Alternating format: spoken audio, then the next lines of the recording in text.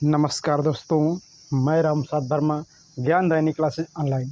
तो हम पढ़ रहे हैं इस समय क्लास 10 विज्ञान, जिसमें अभी तक हमने पहले पाठ के बारे में अध्ययन करा। दोस्तों, हमारा पहला पाठ अभी तक जो हमने पढ़ा वह था रासायनिक अपक्रिया एवं समीकरण, जिसमें हमने देखा रासायनिक अपक्रिया क्या होती है, रासायनिक समीकरण क्या होते हैं। साथ ही साथ हमने देखा कि रासायनिक अपक्रिया कितने प्रकार की होती है, और हमने देखा कि उदासीनीकरण अपक्रिया क्या है, संयोजन अपक्रिया क्या है, वियोजन अपक्रिया क्या है। मतलब इससे संबंधित बहुत सारे प्रश्नों को हमने हल किया। दोस्तों, उसी क्रम में हम श्रृंखला को आगे बढ़ाते हुए आज हम एक नए पाठ की शुरुआत करेंगे, जो होगा पाठ नंबर 2। और इसमें हम पढ़ेंगे, पाठ का नाम है अम्ल, क्षार एवं लवण। दोस्तों, वीडियो तो कुछ दिनों बाद आते हैं, लेकिन जो वीडियो आते हैं आपके उपयोगी होते हैं। दोस्तों, अगर आप इस वीडियो को, मैं पूरा आपसे वादा करता हूँ, दिल से वादा करता हूँ कि अगर आप इस वीडियो को पूरा देख लेंगे तो देखने के बाद कहेंगे कि यूट्यूब पर हमने बहुत सारे वीडियो देखा था, लेकिन यह वीडियो ऐसा है और पहली बार देख रहे हैं जो हमें 100% समझ में आया हुआ है। दोस्तों, बात न करते हुए आइए हम अपने टॉपिक की शुरुआत करते हैं। और दोस्तों, वीडियो देखने के बाद अगर आपके मन में कोई प्रश्न आता है, कोई ऐसी चीज़ है जो आपको समझ में नहीं आती है, तो आप कमेंट बॉक्स में लिखेंगे। अगर दोस्तों वीडियो आपको पसंद आता है, अच्छा लगता है, तो लाइक करेंगे, साथ ही साथ अपने दोस्तों तक पहुंचाएंगे, शेयर करेंगे।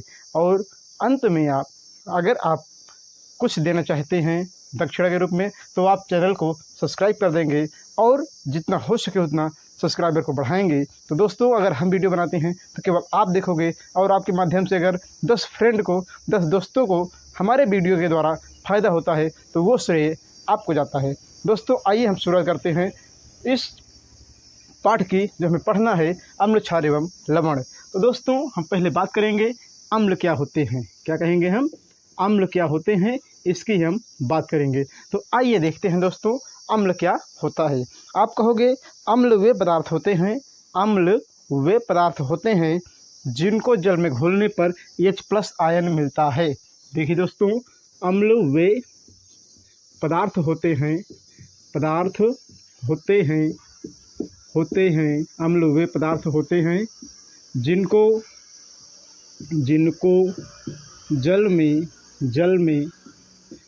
जल में घोलने पर H+ आयन प्राप्त होता है, H+ आयन प्राप्त होता है। तो आप कहोगे अम्ल वे पदार्थ होते हैं जिनको जल में घोलने पर H+ आयन प्राप्त होता है, उसे हम अम्ल कहते हैं। दोस्तों, इतनी बात आपको समझ में आई होगी। अब अगर आ गई है तो आइए हम इसके उदाहरण की बात करते हैं कि अम्ल क्या है। तो दोस्तों, यहाँ पर हम लेंगे पहला उदाहरण HNO3। ये क्या है आपका? ये एक प्रकार का अम्ल है, अगर इसको आप जल में घोलोगे तो मिलेगा आपको H+ और NO3- ये। और आपकी परिभाषा क्या कहती है कि अम्ल वे पदार्थ होते हैं जिनको जल में घोलने पर H+ आयन प्राप्त होता है। यहाँ पर हमें क्या मिला है? H+ आयन मिला है। अर्थात यह उदाहरण हमारे सामने जो लिया गया है वह अम्ल का है। दूसरा उदाहरण हम लेते हैं यहाँ पर HCl। अब दोस्तों क्या करेंगे, यहाँ पर ये हमारे पास मिलेगा H+ और Cl-। दोस्तों, ये भी अम्ल का उदाहरण है। उसी प्रकार अगर हम बात करते हैं CH3COOH, तो ये क्या है दोस्तों? ये भी आपका इस रूप में टूट जाएगा, आयनित हो जाएगा, और ये इस तरह से H+ को प्राप्त करेगा। फिर हम बात करते हैं H2SO4। यहाँ पर अगर हम बात करेंगे तो ये बनाएगा 2H+ और SO4-, ये बना लिया। फिर हम बात करते हैं H3PO3। ये भी एक प्रकार का क्या है? अम्ल है। तो ये बनाएगा 3H+ और बनाएगा आपका PO3, ये बना लिया -। तो हमने देखा इन सभी उदाहरणों में अम्ल के बारे में। दोस्तों, हमने अम्ल की परिभाषा अभी तक क्या समझा था? हमने यही समझा था कि अम्ल वे पदार्थ होते हैं जिनको जल में घोलने पर H+ आयन प्राप्त होता है। पहले उदाहरण में हमने लिया उदाहरण में HNO3, इसे हम कहते हैं नाइट्रिक अम्ल। इसको हमने जल में घोला तो H+ मिला और NO3- मिला। दूसरी बात हम बात करें तो यहाँ पर HCl, इसको हमने जल में घोला तो H+ मिला और Cl- मिला। बात करते हैं CH3COOH, इसको हमने जल में घोला तो CH3COO- मिला प्लस H+ मिला। फिर हम अगला उदाहरण लेते हैं H2SO4, तो यहाँ पर H2SO4 जो है उसको जल में घोला तो 2H+ मिला और SO4- मिला। उसी प्रकार दोस्तों हम बात करेंगे H3PO3, इसको जल में हमने घोला तो 3H+ मिला और यहाँ पर PO3- मिला। तो दोस्तों हमने यहाँ पर देखा कि अम्ल क्या है और अम्ल के हमने कई सारे उदाहरण लिए। आइए दोस्तों हम कुछ प्रमुख अम्लों के नाम सूत्र सहित लिखते हैं जिससे आपको कोई प्रॉब्लम न बने। और आपसे यदि कोई पूछे कि आप 5 अम्ल के नाम बताइए, 10 अम्ल के नाम बताइए सूत्र सहित, तो आप आसानी से उन्हें बता सकते हैं। तो आइए दोस्तों हम लिखते हैं अम्ल के नाम और उनके सूत्र। आइए दोस्तों हम लिखते हैं कुछ प्रमुख अम्लों के नाम। तो देखिए दोस्तों हमारे पास जैसे पहला उदाहरण है यहाँ पर HCOOH, इसे हम कहते हैं फार्मिक अम्ल। क्या कहेंगे? फार्मिक अम्ल कहेंगे। दूसरा उदाहरण हमारे पास है यहाँ पर CH3COOH, इसे कहेंगे ऑक्सैलिक अम्ल। क्या कहेंगे? ऑक्सैलिक अम्ल। दोस्तों इसका नाम जो होगा, इसका नाम होगा आपका एसिटिक अम्ल। एसिटिक अम्ल ये हो गया। उसके बाद हम बात करेंगे C2H2O4, इसे हम कहेंगे ऑक्सैलिक अम्ल। ऑक्सैलिक अम्ल। फिर हम बात करते हैं अगले प्रश्न की। मतलब प्रश्न क्या है दोस्तों कि अगला अम्ल है यहाँ पर HNO3, इसे हम कहेंगे नाइट्रिक अम्ल। क्या कहेंगे? नाइट्रिक अम्ल। अगला जो हमारा अम्ल है वो है HNO2, नाइट्रस अम्ल। नाइट्रस अम्ल। फिर है N3H, हाइड्रोजोइक अम्ल। हाइड्रोजोइक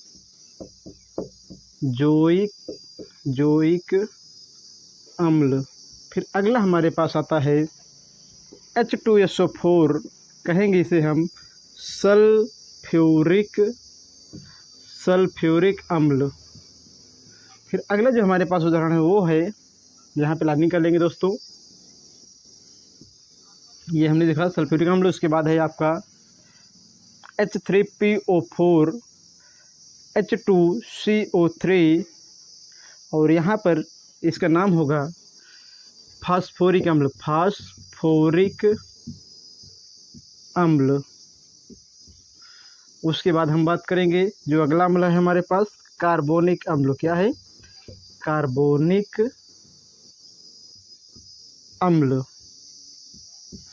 तो दोस्तों हमने यहाँ पर इन सभी अम्लों के नाम देखे। आइए दोस्तों कुछ अभी अम्ल बचे हुए हैं, उनके भी नाम को हम देखते हैं। एक बार हमने जो लिखा है उसे आप लोग समझ लीजिए। पहला है HCOOH, इसे कहेंगे हम फार्मिक अम्ल। दूसरा है CH3COOH, इसे कहेंगे एसिटिक अम्ल। तीसरा है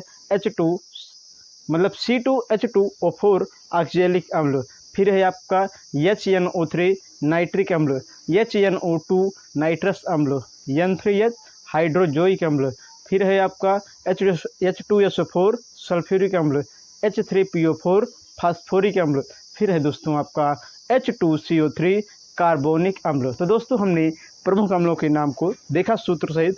आइए कुछ हम अम्ल के नाम और देखते हैं। आइए दोस्तों हम 2-3 अम्लों के नाम और देखते हैं। जैसे यहाँ पर HCl, इसे कहेंगे हम हाइड्रोक्लोरिक अम्ल। हाइड्रोक्लोरिक अम्ल। फिर हम बात करते हैं कुछ जटिल अम्लों के नाम। जैसे यहाँ पर ये हमारा है बेंजोइक अम्ल। क्या है दोस्तों? बेंजोइक बेंजोइक अम्ल। उसके बाद हम बात करते हैं दोस्तों यहाँ पर ये इसका नाम है सैलिसिलिक अम्ल। सैलिसिलिक अम्ल।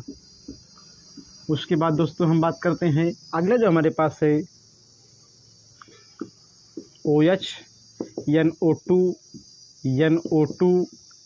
NO2। इसका नाम है दोस्तों NO2 होगा। इसका नाम है पिकरिक अम्ल। दोस्तों यहाँ पर हमने देखा कुछ महत्वपूर्ण एवं प्रमुख अम्ल के नाम। तो दोस्तों जो हमने दूसरे भाग में अभी लिखा वो उसमें पहला है Cl मतलब हाइड्रोक्लोरिक अम्ल। फिर बेंजीन बनाया गया है, बेंजीन से COOH लगाया गया है, नाम है बेंजोइक अम्ल। फिर अगला देखिए उदाहरण में बेंजीन बनाया गया है, ऊपर OH लगाया गया है और यहाँ नीचे है आपका COOH, इसे हम कहेंगे सैलिसिलिक अम्ल।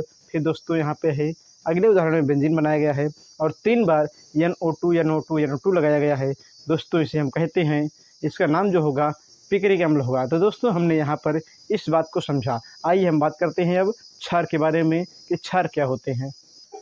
दोस्तों अब हम बात करेंगे क्षार के बारे में कि क्षार क्या होता है। आइए देखते हैं क्षार, बेस। दोस्तों क्षार वे पदार्थ होते हैं, क्षार वे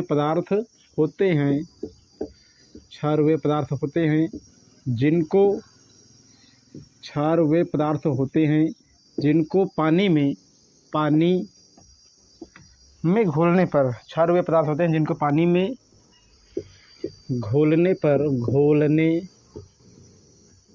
पर OH माइनस आयन प्राप्त होता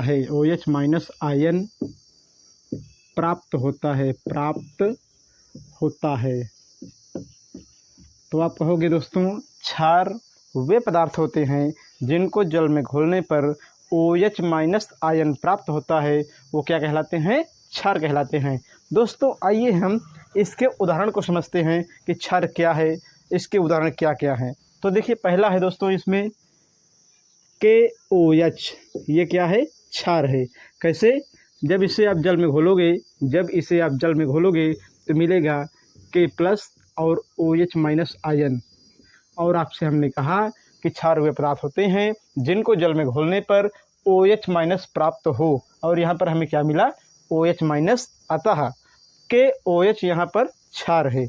उसके बाद अगर हम बात करते हैं दोस्तों तो यहाँ पर NaOH, जब तोड़ोगे मतलब जल में घोलेंगे तो Na+ मिलेगा और OH माइनस मिलेगा। यहाँ पर ये OH माइनस मिला है, अतः NaOH भी आपका क्षार है। उसी प्रकार अगर हम बात करते हैं यहाँ पर ZnOH होल ट्वाइस, तो जिंक हाइड्रोक्साइड इसे कहते हैं। जब इसे आप जल में घोलेंगे तो H++ बना लेगा और 2OH माइनस बना लेगा। ये क्या है आपका दोस्तों? ये भी क्षार का उदाहरण है। फिर हम बात करते हैं MgOH होल ट्वाइस, जब इसे आप जल में घोलोगे तो बनाएगा Mg++ और बनाएगा आपका 2OH माइनस, ये भी क्षार का उदाहरण है। दोस्तों उसी प्रकार हम बात करते हैं यहाँ पर CaOH होल ट्वाइस, तो दोस्तों ये क्या करेगा? ये बनाएगा Ca++ और 2OH माइनस, ये बना लिया। तो कहने का मतलब ये है दोस्तों कि क्षार वे पदार्थ होते हैं जिनको पानी में घोलने पर क्या प्राप्त होता है? OH माइनस आयन प्राप्त होता है। दोस्तों एक बात का ध्यान देना, OH माइनस आयन को हम इसको हाइड्रोक्सिल आयन भी कहते हैं। Hydroxyl ion, OH minus ion को हाइड्रोक्सिल आयन के नाम से भी जानते हैं। तो आप कहोगे कि क्षार वे पदार्थ होते हैं जिनको जल में घोलने पर OH माइनस अर्थात हाइड्रोक्सिल आयन प्राप्त होता है, क्षार कहलाता है। पहला उदाहरण आपके सामने है KOH, पोटेशियम हाइड्रोक्साइड, इसको घोलोगे तो K+ और OH माइनस मिलेगा। NaOH तो मिलेगा यहाँ पे Na+ OH माइनस। फिर ZnOH होल ट्वाइस, यहाँ पे Zn++ 2OH माइनस। फिर MgOH होल ट्वाइस, Mg++2OH। फिर बात करें CaOH होल ट्वाइस बनेगा आपका Ca++2OH-। तो दोस्तों हमने देखा क्षार के बारे में। आइए हम बात करते हैं कुछ प्रमुख क्षार के बारे में। दोस्तों अब हम बात करेंगे प्रमुख क्षार के बारे में। तो पहला हमारा है NaOH, इसका नाम होगा सोडियम हाइड्रॉक्साइड।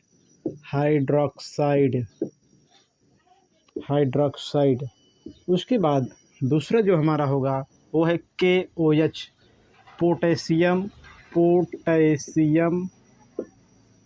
हाइड्रॉक्साइड।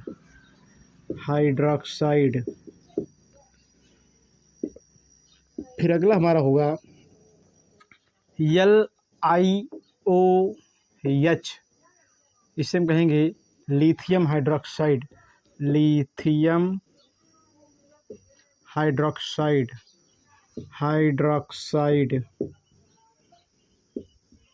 फिर अगला हमारा होगा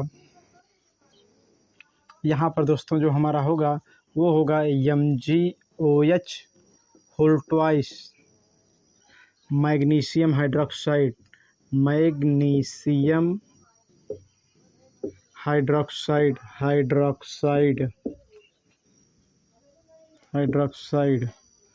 उसके बाद दोस्तों अगर अगला हमारा जो होगा वो होगा आपका ZnOH whole twice, zinc hydroxide.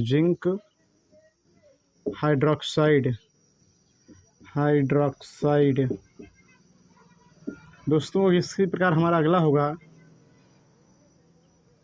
यहाँ पर CaOH होल ट्वाइस, इसका होगा आपका कैल्शियम हाइड्रॉक्साइड।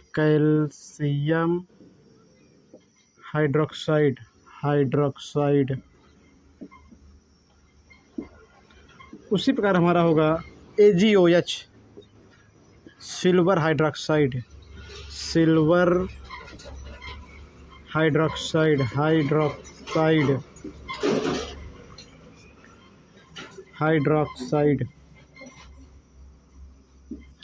उसी प्रकार दोस्तों हमारा होगा यहाँ पर FeOH होल थ्राइस,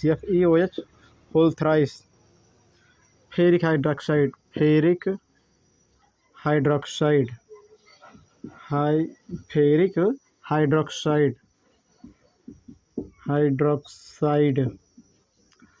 दोस्तों उसके बाद फिर होगा हमारा अगला जो आता है AlOH whole thrice, aluminium hydroxide. दोस्तों इसी क्रम में अगला हमारा आता है BeOH whole twice, BeOH whole twice. दोस्तों इसका नाम होगा बेरियम हाइड्रॉक्साइड। तो पहले देखिए बेरियम हाइड्रॉक्साइड। उसके बाद होगा बेरिलियम हाइड्रॉक्साइड। दोस्तों ये हमने देखा प्रमुख हाइड्रॉक्साइड मतलब क्षार के नाम सूत्र सहित देखे।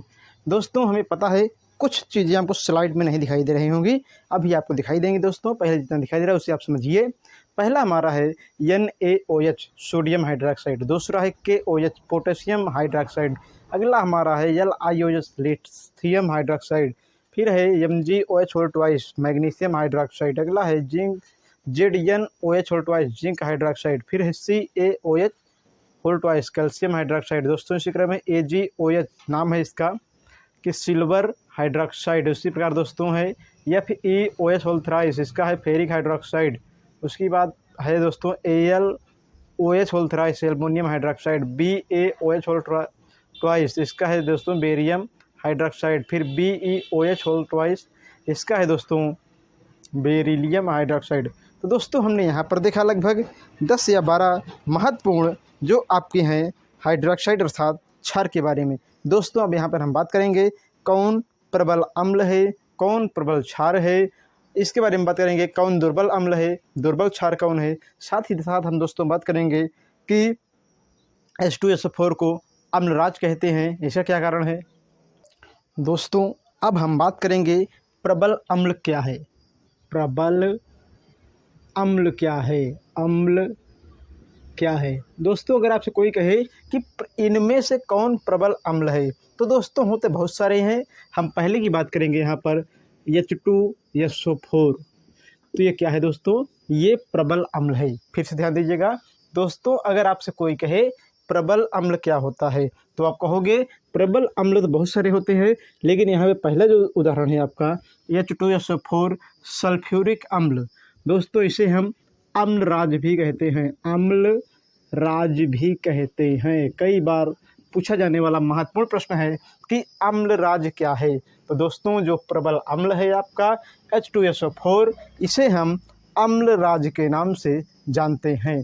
उसी प्रकार दोस्तों प्रबल क्षार क्या है, आपसे प्रश्न यह हो सकता है कि प्रबल क्षार क्या है। तो दोस्तों जो हमारा प्रबल क्षार है वह है पोटेशियम हाइड्रोक्साइड। क्या है, पोटेशियम हाइड्रोक्साइड। इसे हम प्रबल क्षार के नाम से जानते हैं। इसी क्रम में दोस्तों हम बात करते हैं दुर्बल अम्ल क्या है। दुर्बल अम्ल क्या है, तो दोस्तों दुर्बल अम्ल जो हमारा है वह है हाइड्रोजन साइनाइड। क्या है, हाइड्रोजन साइनाइड। यह दोस्तों एक प्रकार का दुर्बल अम्ल है, हाइड्रोजन साइनाइड। दोस्तों यह एक प्रकार का दुर्बल अम्ल है। फिर हम बात करते हैं दोस्तों यहाँ पर अगला कि दुर्बल क्षार क्या है। दुर्बल क्षार क्या है, दुर्बल क्षार क्या है। दोस्तों दुर्बल क्षार हमारा है मैग्नीशियम हाइड्रोक्साइड। क्या है दोस्तों, मैग्नीशियम हाइड्रोक्साइड। ये हमारा दुर्बल क्षार है। तो दोस्तों हमने यहाँ पर कुछ प्रमुख बिंदुओं को देखा। पहला, प्रबल अम्ल क्या है, सल्फ्यूरिक अम्ल है, इसे हम एक नया नाम देते हैं अम्लराज। दूसरा दोस्तों प्रबल क्षार क्या है, तो KOH मतलब पोटेशियम हाइड्रोक्साइड। फिर हम बात करेंगे दुर्बल अम्ल क्या है, HCN हाइड्रोजन साइनाइड। फिर दोस्तों हम बात करेंगे दुर्बल क्षार क्या है, तो मैग्नीशियम हाइड्रोक्साइड। दोस्तों हमने यहाँ तक समझा। अब हम बात करेंगे इसके आगे। दोस्तों अब हम बात करेंगे हाइड्रोनियम आयन की। हाइड्रोनियम आयन की। तो दोस्तों प्रश्न यहाँ पे उठता है कि हाइड्रोनियम आयन क्या है। तो आप कहोगे कि जब हम अम्ल को जल में घोलते हैं, जब हम अम्ल को जल में घोलते हैं तो होता क्या है दोस्तों कि अम्ल आपका H+ आयन देता है। दोस्तों फिर सुनिएगा, जब हम अम्ल को जल में घोलते हैं तो अम्ल हमें H+ आयन देता है, और ये H+ आयन स्वतंत्र रूप से नहीं रह पाता है। ये H+ आयन स्वतंत्र रूप से नहीं रह पाता है और पानी के अणु के साथ आकर के जुड़ जाता है। पानी के अणु के साथ आकर के जुड़ जाता है। जुड़ने के बाद ये इस तरह की रचना बना लेता है। पानी के अणु के साथ जुड़ने के कारण ये इस प्रकार की रचना बना लेता है। इसे ही हम हाइड्रोनियम आयन कहते हैं। फिर ध्यान से देखिए दोस्तों, जब हम ऐसे समझिए, हम अम्ल को जल में घोलते हैं, अम्ल को जल में घोलते हैं तो अम्ल क्या करता है, H+ आयन देता है। जब हम अम्ल को जल में घोलते हैं तो अम्ल जो होता है वो H+ आयन देता है, लेकिन ये H+ आयन पानी में, जल में मुक्त अवस्था में स्वतंत्र रूप से नहीं रह पाता है और पानी के अणु के साथ, मतलब पानी के हाइड्रोजन से जुड़ता है और जुड़ने के बाद ये H3O+ बना लेता है। इसे ही हम हाइड्रोनियम आयन कहते हैं। तो दोस्तों ये हमारा छोटा सा कॉन्सेप्ट था, हाइड्रोनियम आयन क्या है। एक बात दोस्तों समझ लीजिए, जब हम पानी को जल में घोलते हैं, दोस्तों जब हम अम्ल को जल में घोलते हैं तो ये H+ आयन देता है और ये H+ आयन मुक्त अवस्था में नहीं रह पाता है और यह पानी के हाइड्रोजन से जुड़ जाता है और H3O+ बना लेता है। इसे ही हम हाइड्रोनियम आयन कहते हैं। आइए दोस्तों देखते हैं अब हम अगले महत्वपूर्ण हेडिंग के बारे में, लवण क्या है। दोस्तों अब हम बात करेंगे लवण के बारे में कि लवण क्या होता है, मतलब साल्ट क्या है, लवण। तो आप कहोगे कि जब अम्ल और क्षार, जब अम्ल और क्षार, अम्ल और क्षार आपस में जब अम्ल और क्षार आपस में क्रिया करते हैं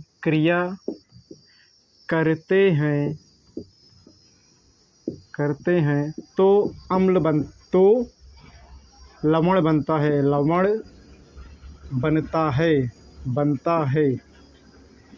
इसे उदासीनीकरण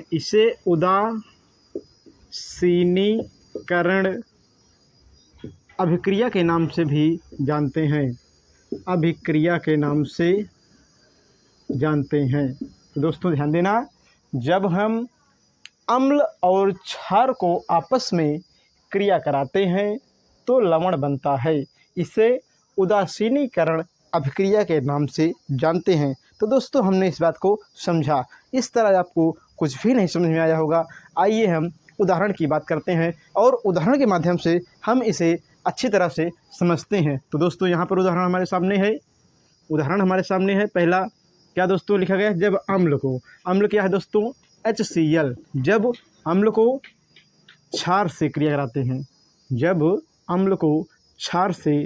कराते हैं, तो दोस्तों ये क्या है, ये है अम्ल और ये क्या है, क्षार। जब अम्ल को क्षार से क्रिया कराते हैं तो बनता है आपका लवण, मतलब ये इतना बाहर चला जाएगा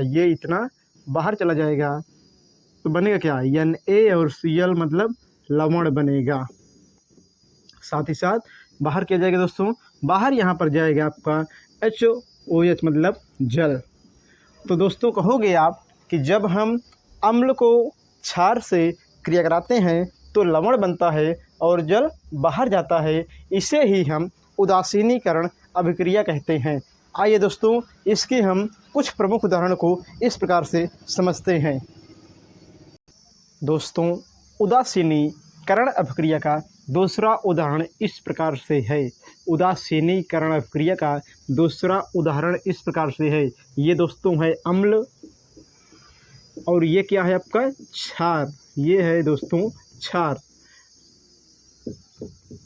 क्रिया कराओगे तो क्या होगा कि इतनी चीज़ बाहर जाएगी। कौन कौन जाएगा दोस्तों, ये Na आकर के जुड़ जाएगा और अब बनाएगा CH3COO प्लस HOH बाहर जाएगा, HOH बाहर चले जाएंगे। तो ये भी दोस्तों उदासीनीकरण क्रिया का उदाहरण है। ये बना क्या है, ये एक प्रकार का लवण है और ये जल बना हुआ है।